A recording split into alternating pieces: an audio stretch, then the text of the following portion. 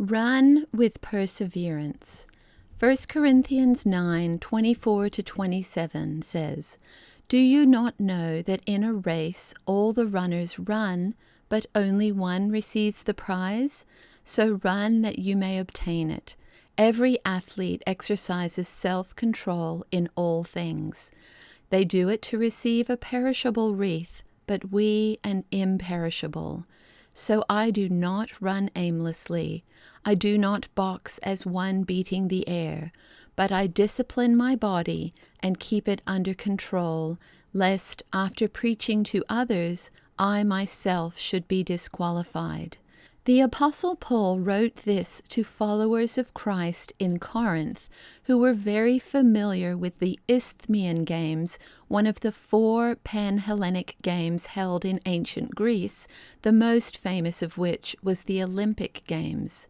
The analogy of running a race in such a way as to obtain the prize speaks of perseverance, discipline, self-control, humility, and caution. Certainly we need all of these in order to homeschool our children. Today I want to focus on the first of these qualities, perseverance. Any runner who wants to win a difficult race must run with perseverance. Perseverance is essential if we are to consistently pursue a goal or unwaveringly put what we believe into practice. We can pray for perseverance. We can choose to persevere in the midst of challenging circumstances. Focus on the Family offers us 4 biblical principles on perseverance: training, sustainability, stamina, and finishing strong. Training. Years ago, a friend and I decided to run a 10K race with no preparation. I use the word run loosely here because we basically walked the entire way, and because it was a fun community event, it was no big deal. But what a mistake it would be to take that kind of casual approach when it comes to educating our children. Only a fool would set out on a marathon with no preparation. We can easily see that.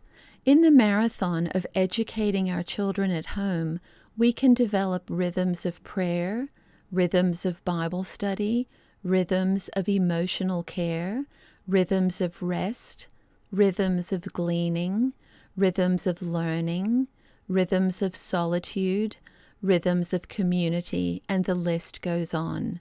What kinds of training habits could you develop in your life that would help you to persevere? Sustainability. The classic Aesop's fable, The Tortoise and the Hare, beautifully illustrates the importance of setting a pace that is sustainable. The moral of that story: the race is not always to the swift. Many of us struggle with not acknowledging or accepting our limits. One of the best lessons we can learn is that we can't do it all. We don't have enough time to do it all. We don't have enough energy to do it all. We don't have enough resources to do it all. We're going to have to choose. The best approach is to trust God to show us where our limits are to be. He's the most loving limit setter in the universe. When we lean on His wisdom, timing, direction, provision, etc., we will be able to sustain the pace, and He'll show us when we need to adjust that pace. What practices or habits in your life are unsustainable? What adjustments do you need to make? Stamina. Keeping our stamina up can be one of the most difficult aspects of perseverance, especially when the course is very long, spanning a period of years or even decades. In the course of a long race, runners commonly hit the wall when they feel that they have nothing left to give, physically or emotionally. I experienced that a couple of times while walking on the Camino de Santiago pilgrimage in Spain. When you get to that point, quitting becomes an incredibly strong temptation. One of the best pieces of advice I've ever received is to determine not to make major decisions when one is too salty, sad, angry, lonely, or tired. Our emotions are simply not trustworthy. Maybe what we need is some splashes of joy. Maybe we need to forgive someone. Maybe we need to forgive someone again and again and again. Maybe we need a listening ear. Maybe we need some rest and refreshment. It can be incredibly hard to stay the course sometimes. God knows this. He is gracious and compassionate, and He will give us the grace we need to complete the assignments He's given us.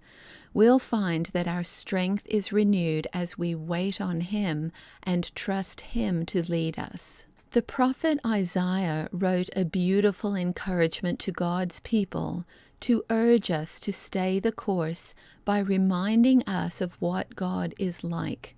It's rendered beautifully in the Message translation, and this is in Isaiah 40, 27-31. Why would you ever complain, O Jacob, or whine, Israel, saying, God has lost track of me.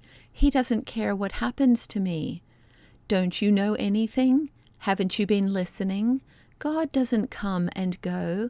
God lasts. He's creator of all you can see or imagine. He doesn't get tired out, doesn't pause to catch his breath, and He knows everything, inside and out. He energizes those who get tired, gives fresh strength to dropouts. For even young people tire and drop out. Young folk in their prime stumble and fall, but those who wait upon God get fresh strength. They spread their wings and soar like eagles. They run and don't get tired. They walk and don't lag behind. Is your stamina in need of a boost? What would be refreshing to you? Finishing strong. What would finishing strong look like in the marathon of homeschooling our children? It might be tempting to think that a strong finish means that all of our expectations for all of our children, plus all of the expectations of others and the world, were not only met but exceeded. I hope my use of hyperbole here makes my point. That's a lot of pressure. The world may measure success in terms of achievements, awards, or accolades, but what does success look like to God? 2 Timothy 4:7 says, I have fought the good fight, I have finished the race, and I have remained faithful. Faithfulness, starting faithful, remaining faithful, finishing faithful. This is why it's essential to know what our assignments from God are. God has assigned to each one of us 2 simple commandments: to love Him with all that we are, and to love others as we love ourselves. If God has blessed us with children, then our assignment also includes providing for their childhood needs. According to the National Institutes of Health, the basic needs of children include 1. Ongoing nurturing relationships, the presence of the child's caregiver or caregivers, and the form of constant interaction with the child through physical care and affective interactions. 2. Physical protection, safety, and regulation, food, hygiene, sleep, shelter, movements, growth and development monitoring, support for healthy habits, and protection against infections and accidents, as well as regulations based on laws and other measures that protect the child against physical, social, and environmental damage. 3. Experiences tailored to individual differences, the supply of care particular to each child, excluding any form of standardized expectation. 4.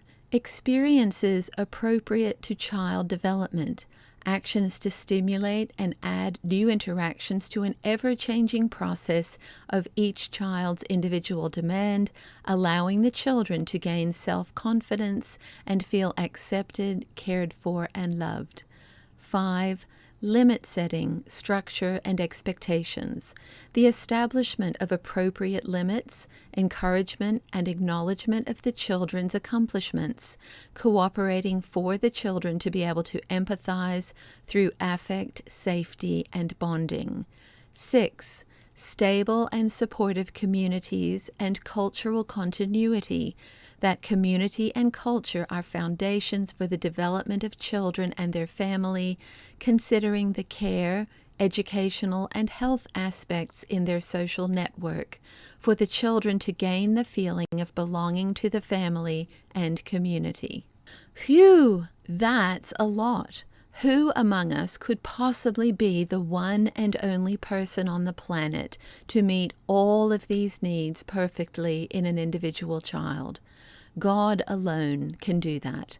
Many times, of course, we as parents do provide for the explicit needs of our children, but sometimes we delegate, and often it's a bit of both.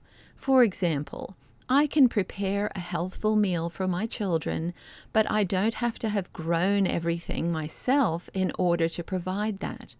My child may need to see a doctor, but as parents, we make the appointment, arrange transportation, figure out how to pay for it, and so forth.